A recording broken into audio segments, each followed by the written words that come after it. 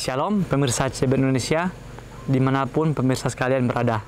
Senang sekali pada kesempatan yang indah kali ini, saya bisa berjumpa lagi bersama dengan pemirsa sekalian untuk membagikan pekabaran firman Tuhan yang terdapat di dalam buku Yesus, Nama di Atas Segala Nama. Buku ini dituliskan oleh Nyonya Ellen G. White, dan juga melalui buku ini kita akan diajarkan bahwa Yesus itu adalah Alfa dan Omega, pencipta langit dan bumi, pemberi setiap pemberian yang baik dan sempurna, dan pemikul beban besar kita. Nah, jadi Yesus itu adalah Alfa dan Omega. Dia tahu segalanya, dia tahu apa yang ada di masa lalu, masa sekarang, dan masa mendatang. Sehingga apabila kita menyerahkan kehidupan kita di dalam tangannya, kita menyerahkan segala beban besar kita menyerahkan segalanya, dan kita berserah, kita mengikuti semua arahannya, maka saya yakin dan percaya kehidupan kita ini akan menjadi ringan, menjadi lebih nyaman, dan juga kita itu bisa menjadi terang dimanapun kita berada. Judul bacaan kita pada kali ini itu adalah orang Nazaret yang dianggap hina.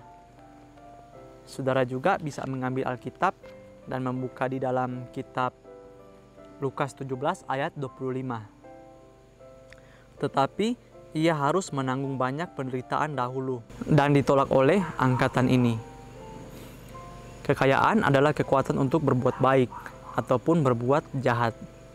Jika digunakan dengan benar, itu akan menjadi sumber rasa syukur yang terus-menerus, karena anugerah Tuhan dihargai dan Sang Pemberi diakui dengan menggunakannya sebagaimana yang Tuhan maksudkan untuk digunakan. Mereka yang merampok Tuhan dengan menahan dari tujuannya dan dari orang miskin yang menderita akan menemui keadilan pembalasannya. Bapa surgawi kita yang telah memberi kepercayaan kepada kita setiap pemberian yang baik, mengasihi ketidaktahuan kita, kelemahan kita, dan kondisi kita yang tanpa harapan.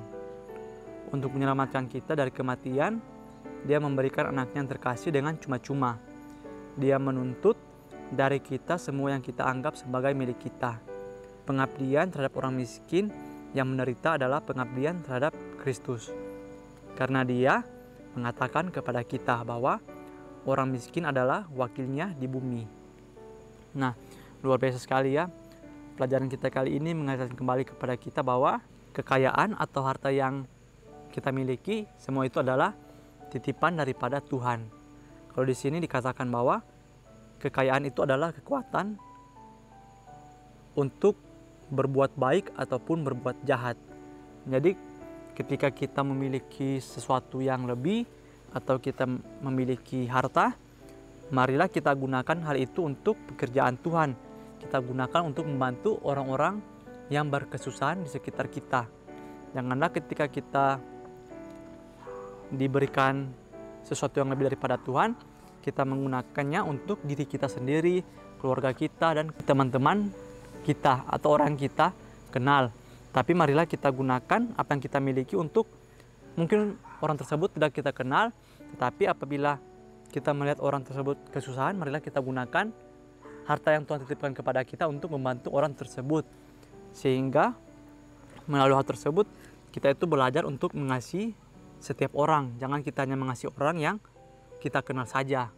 Kalau di sini dikatakan bahwa Tuhan saja Dia mengorbankan anaknya untuk menyelamatkan kita semua, saya dan juga saudara sekalian. Sehingga melalui contoh pengorbanan besar tersebut, marilah kita belajar untuk berkorban kepada semua orang di sekitar kita. Kalau di sini dikatakan bahwa Dia menuntut dari kita semua yang kita anggap sebagai milik kita. Nah, jadi semua yang kita miliki ini adalah bukan kita bisa gunakan untuk keperluan kita sendiri atau untuk diri kita saja. Mungkin kalau kita berpikir sebagai seperpuluhan ketika kita memberikannya di gereja itu adalah milik Tuhan, dan 90% itu adalah milik kita. Tapi tanpa kita sadari bahwa 100% yang kita miliki, 100% yang kita dapat, semuanya itu adalah milik Tuhan. Jadi kita itu harus bijak-bijak, di mana ketika kita mendapatkan uang, kita itu harus membagi-bagikannya. Oh, ini untuk pekerjaan Tuhan, untuk membantu orang, untuk keluarga, dan sisanya itu bisa kita gunakan untuk diri kita. Janganlah ketika kita mendapatkan berkat atau mendapatkan uang, kita berpikir, oh saya ini harus membeli kemauan saya terlebih dahulu, ini dan itu dan juga lain sebagainya, dan ketika ada sisa barulah kita memberikannya untuk pekerjaan Tuhan. Tetapi kita harus menjauh-jauh pikiran tersebut. Kita itu harus mendahulukan pekerjaan Tuhan, membantu orang lain, barulah kita memikirkan kepentingan untuk diri kita sendiri. Di sini juga dikatakan bahwa Dia mengatakan kepada kita, orang miskin adalah wakilnya di bumi ini. Nah, jadi mungkin ketika kita berada di suatu jalan atau kita di jalan umum, jalan raya, kita melihat ada contohnya seperti pengemis atau orang yang menjual sesuatu dan sebagainya. Ternyata Tuhan menempatkan orang tersebut dan juga diri kita di posisi tersebut untuk menguji kita, apakah kita mau untuk membagikan apa yang kita miliki untuk orang yang berkesusahan tersebut, atau kita memilih menyimpannya, kita menyimpan uang kita dan kita gunakan untuk keperluan diri kita saja. Sehingga apabila kita mau belajar untuk berbagi dari hal-hal kecil tersebut, maka pastilah apabila ada pekerjaan Tuhan yang memerlukan dana yang besar, maka hati kita ini tidak akan berpikir dua kali untuk mengeluarkan uang kita untuk pekerjaan tersebut, karena kita sudah belajar memberi dari yang sedikit-sedikit. Tapi sebaliknya, apabila hal kecil saja kita pelit untuk berbagi, apalagi ketika ada pekerjaan Tuhan yang besar, maka sudah pasti pekerjaan tersebut tidak akan berjalan, karena kita itu tidak membiasakan diri kita untuk berbagi dari hal-hal yang kecil. Ketika orang miskin, milik Tuhan diabaikan dan dilupakan atau disambut dengan tatapan yang dingin dan kata-kata yang kejam. Biarlah orang bersalah mengingat bahwa dia mengabaikan Kristus dalam diri orang-orang kudusnya. Juru selamat kita menyamakan kepentingannya dengan kepentingan umat manusia yang menderita. Sebagai hati orang tua merindukan kasih dan kelembutan terhadap salah satu kawanan kecilnya yang menderita. Demikian pula hati penebus kita bersimpati dengan anak-anak duniawinya yang paling miskin dan paling rendah. Nah, jadi seperti yang saya katakan sebelumnya mengenai ada orang berkesusahan, marilah kita membantu orang-orang tersebut, karena orang-orang tersebut itu merupakan wakil daripada Kristus. Dia telah menempatkan mereka di antara kita untuk membangkitkan di dalam hati kita kasih yang Dia rasakan terhadap yang menderita dan tertindas. Dan Dia akan menyentuhkan penghakimannya atas siapapun yang salah, meremehkan atau melecehkan mereka. Nah, jadi di sini kita itu jangan pernah sekali-kali menganggap diri kita ini lebih baik daripada orang lain, dan kita merasa bahwa apa yang kita dapatkan sekarang ini merupakan kerja keras kita sendiri. Sehingga apabila ketika kita merasakan semuanya ini adalah karena hasil jerih payah kita, maka kita akan menganggap bahwa oh, saya ini memang pantas mendapatkan apa yang saya miliki sampai dengan sekarang ini.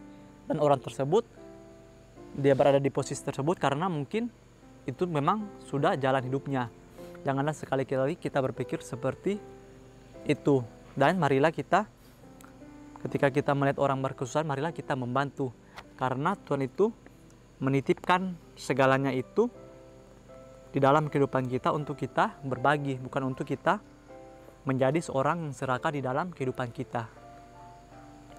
Mari kita pikirkan bahwa Yesus mengambil semua kesengsaraan dan kesedihan, kemiskinan dan penderitaan, pria dan wanita ke dalam hatinya sendiri untuk menjadikan mereka bagian dari pengalamannya sendiri. Meskipun Dia adalah pangeran kehidupan, Dia tidak mengambil posisinya di antara orang-orang yang besar dan terhormat, tetapi dengan orang-orang hina, tertindas dan menderita. Dia adalah orang Nazaret yang dianggap hina. Dia tidak punya tempat untuk meletakkan kepalanya. Ia menjadi miskin demi kita, agar kita melalui kemiskinannya menjadi kaya. Dia sekarang adalah Raja kemuliaan, dan seandainya Dia datang dengan mahkota keagungan, jutaan orang pasti akan memberikan penghormatan kepadanya. Semua akan bersaing satu sama lain untuk menganugerahkan kehormatan kepadanya. Semua akan memohon untuk berada di hadiratnya. Sebuah kesempatan sekarang diberikan kepada kita untuk menyambut Kristus dalam pribadi orang-orang kudusnya. Tulisan ini diambil dari buku Testimonies for the Church jilid 4 halaman 620 sampai 621.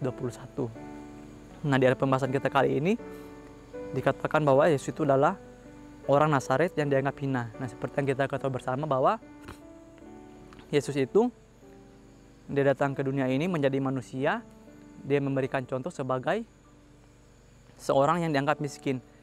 Kita bisa melihat ketika kelahirannya di Alkitab dikatakan bahwa dia itu hanya lahir di kandang domba dan tidak memiliki tempat untuk meletakkan kepalanya. Sehingga melalui kesederhanaan tersebut kita itu diajarkan bahwa dia saja yang memiliki segalanya, tetapi dia itu mau memberikan contoh tidak memiliki segalanya. Padahal kalau kita pikir dia itu yang mempunyai segalanya di alam semesta ini. Dan mungkin saja apabila dia datang sebagai seorang pangeran, maka orang-orang itu pasti akan berlomba-lomba untuk mengikutinya. Tapi dia memilih datang sebagai seseorang sederhana agar dia itu melihat apakah kita ini mau untuk mengikutinya sebagai seseorang sederhana atau kita mau mengikutinya hanya karena dia memiliki kekayaan di dunia ini. Sehingga melalui hal tersebut kita itu bisa dilihat ketulusan kita ketika mengikuti seseorang. Kita mengikutinya karena ajarannya yang benar atau hanya karena kekayaannya. Di sini juga ada dikatakan bahwa renungkan lebih dalam lagi. Apakah yang saya dapat lakukan hari ini untuk meringankan penderitaan orang miskin di komunitas saya? Bagaimanakah saya dapat memotivasi orang lain untuk bergabung dengan saya dalam tindakan pelayanan ini? Nah, jadi tentu saja apabila kita mau untuk membantu orang yang berkesusahan di sekitar kita, marilah kita belajar dari hal yang terkecil, yaitu berbagi. Marilah kita gunakan apa yang kita miliki untuk membantu orang-orang di sekitar kita. Dan janganlah ketika kita melihat orang berkesusahan, kita berpikir, oh saya juga susah, saya belum memiliki harta yang banyak, jadi saya tidak mempunyai sesuatu untuk dibagikan. Tapi tanpa kita sadari, makanan dan juga pakaian itu cukup untuk kita.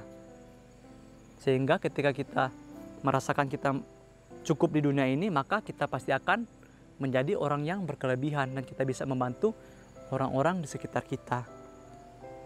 Dan pertanyaan yang selanjutnya adalah bagaimana saya dapat memotivasi orang lain untuk bergabung dengan saya. Nah, tentu saja kita itu bisa menjadi motivasi orang lain apabila kita menghidupkan dan juga melakukan pekerjaan Tuhan di dalam kehidupan kita. Sehingga ketika kita menghidupkan tabiat Yesus Kristus, maka sudah pasti orang-orang melihat kita itu mereka akan termotivasi. Mungkin ini saja yang bisa saya sampaikan pada kesempatan kita kali ini. Kiranya melalui pertemuan kita kali ini kita bisa menjadi berkat dimanapun kita berada. Sampai bertemu lagi di pembahasan-pembahasan berikutnya. Saya bawa dalam nama Tuhan Yesus. Terima kasih. Amin. Tuhan memberkati.